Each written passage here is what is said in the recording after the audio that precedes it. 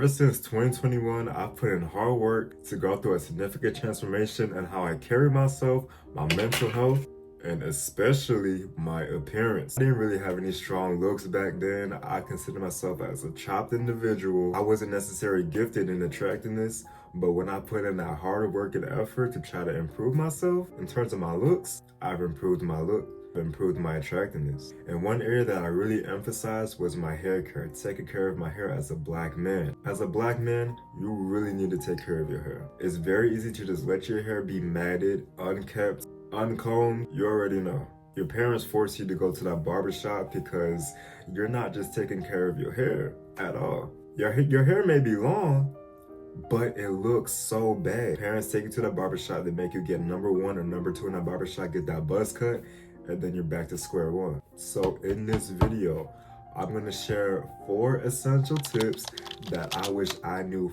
4 years ago in 2021. Early on in my hair growth journey, that will honestly make me so much far ahead in this journey that you see this hair will be like down to my shoulder, healthy as hell. So let's get into it. The first tip I want to cover with y'all is properly moisturizing your hair. The way you're properly moisturizing your hair, you may think it's productive, but really you apply leave-in conditioner to your hair every single day, or you get in that shower and then you just rinse the water through your hair. So let's start off with applying leave-in conditioner to your hair every single day, right? Think about it like this. On Monday, you apply some leave-in cream into your hair, right? Your hair is moisturized. The following day, your hair is not really that moisturized. So what do you do instead? You apply the same damn product into your hair, right? You may think that this is productive, but let me tell you this. If you apply product previously in your hair and you apply more product into your hair the following day, you think that's going to solve the problem. Obviously not. Product that you already applied into your hair that day is going to interfere with that new product you're going to apply to your hair. So that new product that you're going to apply to your hair is going to sit on top of your hair, right? It's not going to moisturize your hair. It's not going to absorb into your hair strands. It's going to sit on top of your hair, and then soon when it dries up, your hair is going to be all flaky and shit, and then you have to wash your hair sooner than expected. What we do instead is a method that I stumbled upon like 2 years ago that I wish I knew 4 years ago, and that is the LCO method. So basically what the LCO method is that it is an acronym for sequence of products you apply to your hair. So if you do this right after washing your hair, your hair is already soaking wet. That counts for the L, which is liquid, water. So you could jump straight into the C part, which is a moisturizer cream. You apply a moisturizer cream or a leave-in conditioner to your hair, right?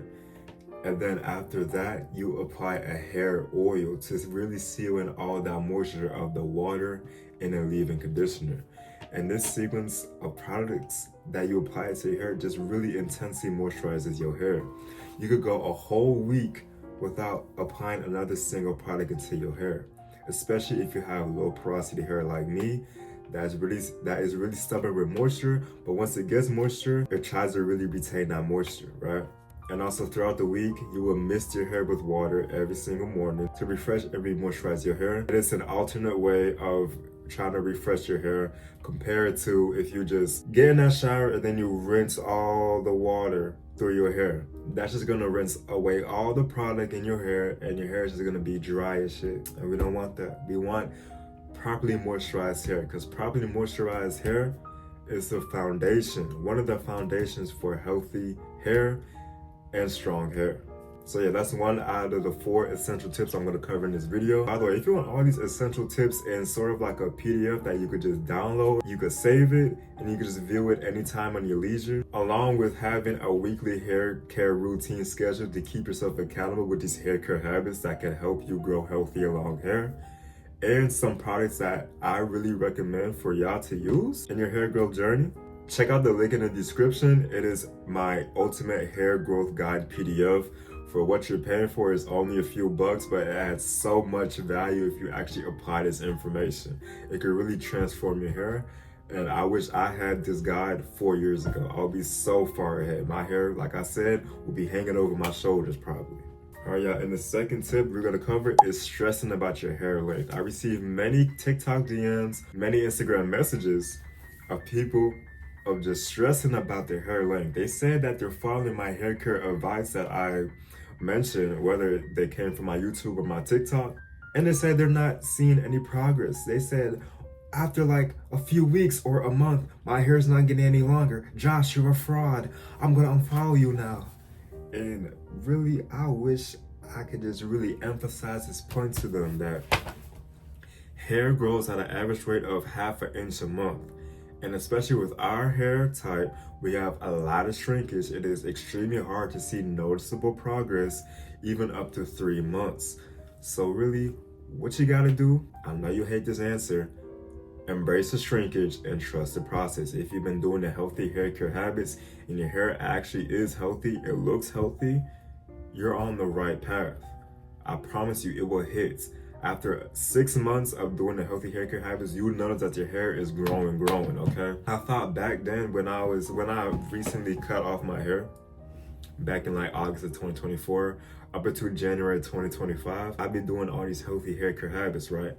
But I had this underlying just thinking that, is this really worth it? Because I'm not seeing any like results. But up until that point in January, when I got twists, my hair was hanging down like to my eyes. I'm like, okay, damn, it really is paying off. I remember when I got those twists back in August, those baby ass twists got up to like right here.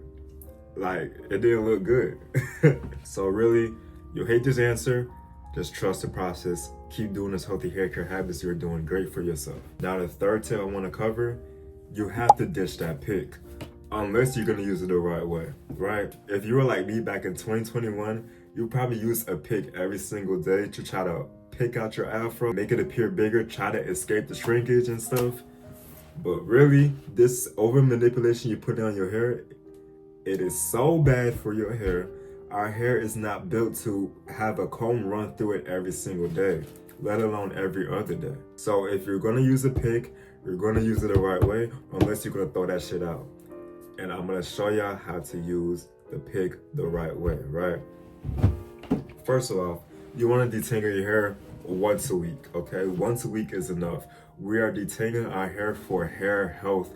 We're not detangling our hair just to escape the shrinkage and make it appear bigger. No, we're not doing that, right? Once a week on the wet and conditioned hair to allow for extra slip when detangling your hair because we have a rough hair texture, right?